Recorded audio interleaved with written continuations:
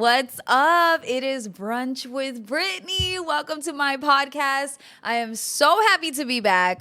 Welcome back. I hope you have something to drink, okay? I'm doing some rosé today. And I was thinking, like, you know what we need to talk about? Let's talk about girls' trips, okay? Because I don't know if you have had the problem that I've had, but I think out of all of my girls' trips, they've all gone terribly. So I'm like, maybe we need to really visit this topic and figure it out, okay? Because I don't understand what I'm doing wrong. Maybe you can help me.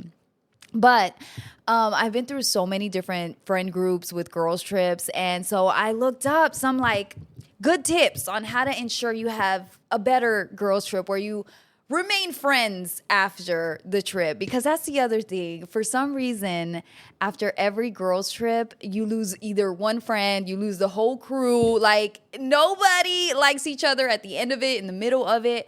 So many things can go wrong. And like I said, I think I've been through every situation that could go wrong. So let's get into it. All right. So it says that some tips for planning a good girls' trip is to pick a place with lots of activities that your group enjoys, okay? Like it says hiking, water sports. That is not for me, okay? If the girl group wants to go somewhere like that, I'm not going. It's not for me. I know I'm going to sit that one out. Like, go have fun. I support it, but I will not partake in it. Shopping, make sure everybody's on the same page that they're going to be able to go shopping or they're going to enjoy window shopping, okay? Because some of the girls come with no funds, which to me boggles my mind. But everyone has like that one girl in the group that can't afford. No, I want to say can't afford. She didn't plan properly to bring the funds that were needed to really enjoy the trip, where she's trying to stay at the hotel and not spend any money.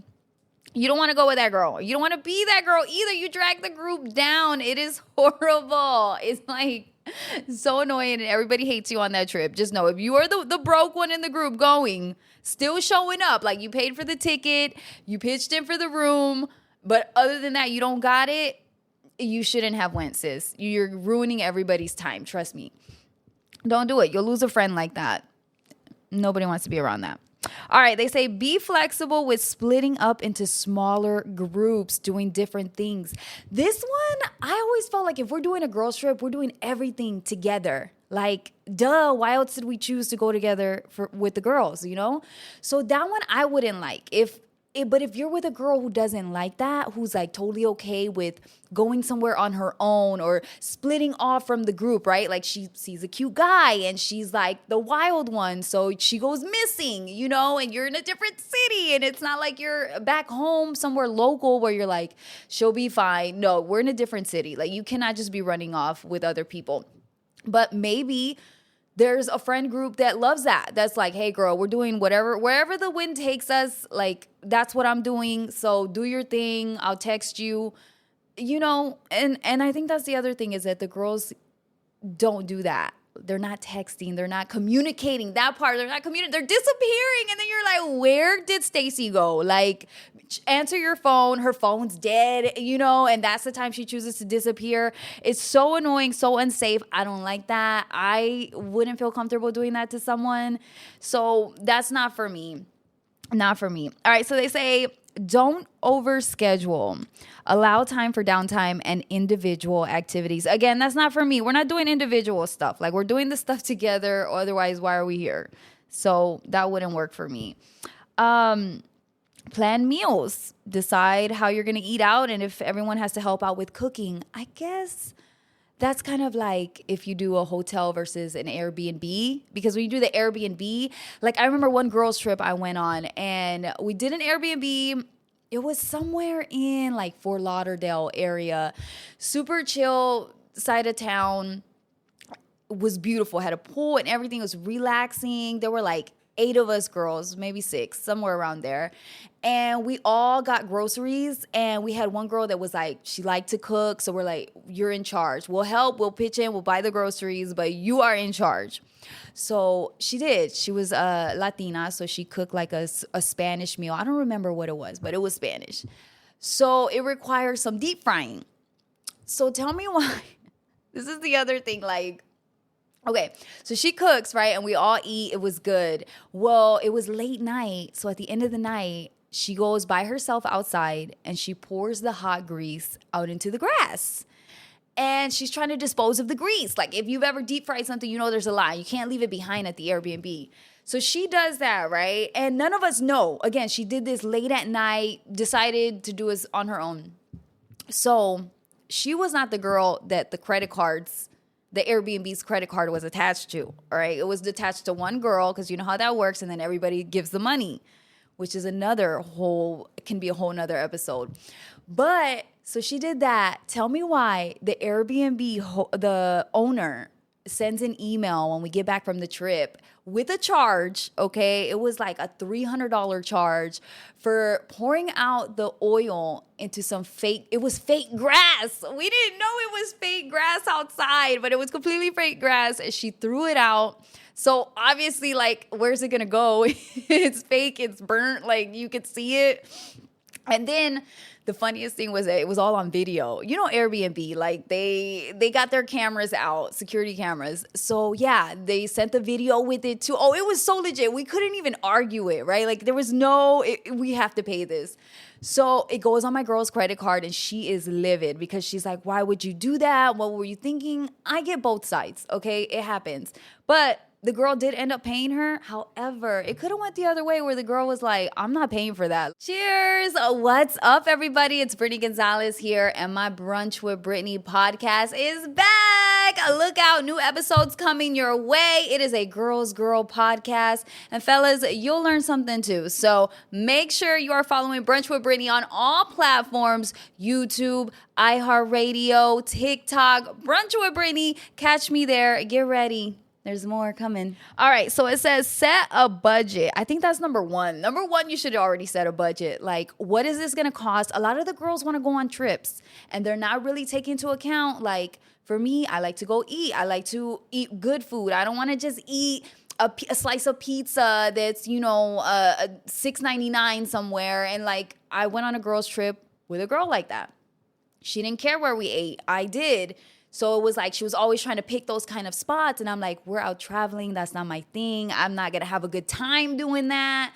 But in her mind, she's like, well, I'm on a budget. Well, I didn't know that ahead of time. So I'm not going to budge for her budget. So it was some discourse there. Didn't end our friendship, but definitely made me rethink why we should have had that conversation to begin with. You got to go with people with the girls that match your energy, that match your vibe, right? Like, I like to eat. I don't care about that. So if it's important to you, then you need to make sure that you both think it's important, because otherwise pick a different friend. Oh my goodness. All right. Consider creative activities. I like this one, like try thrifting. I have a girlfriend who I didn't know she thrifts. She can thrift. When you have those conversations, you can figure that out. Like, oh, are we going to this city? Okay, what do they have available there? Now, that being said, there's activities that you can do. Some of the girls may not mention that, like, oh, I'm not really into that. They might go along with it.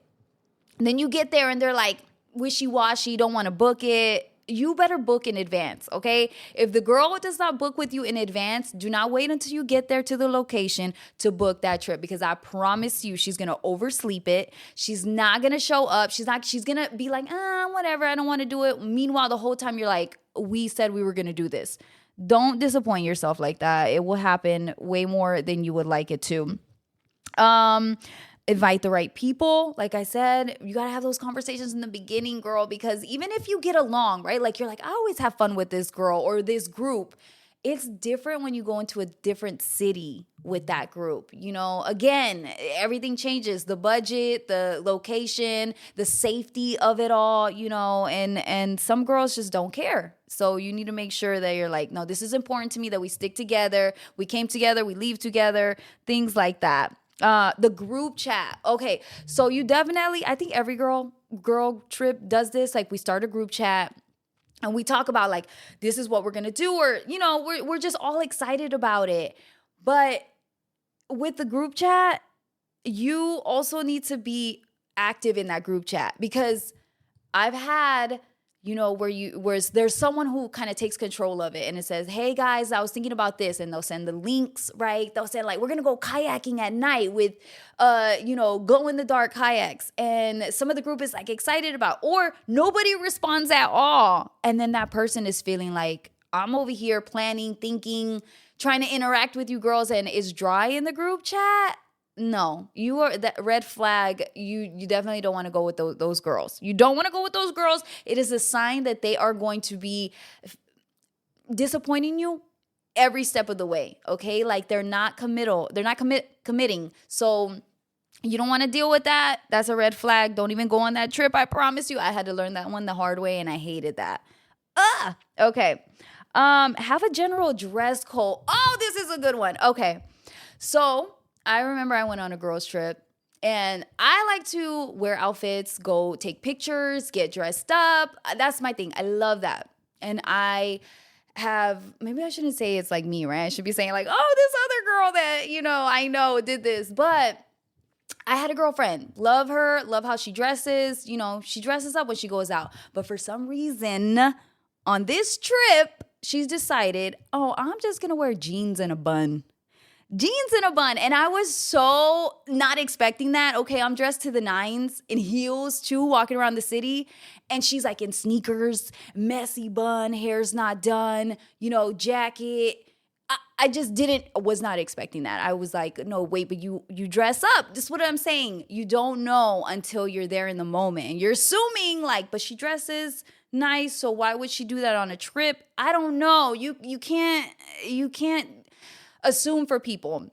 So plan those outfits together. An idea like, girl, day one, we're going to go more comfy, but cute. Okay. Hair done, buns. We're not doing that. Don't match my energy or don't, and some girls are fine with it. Some girls would be like, I'll be dressed up and I don't care what you look like.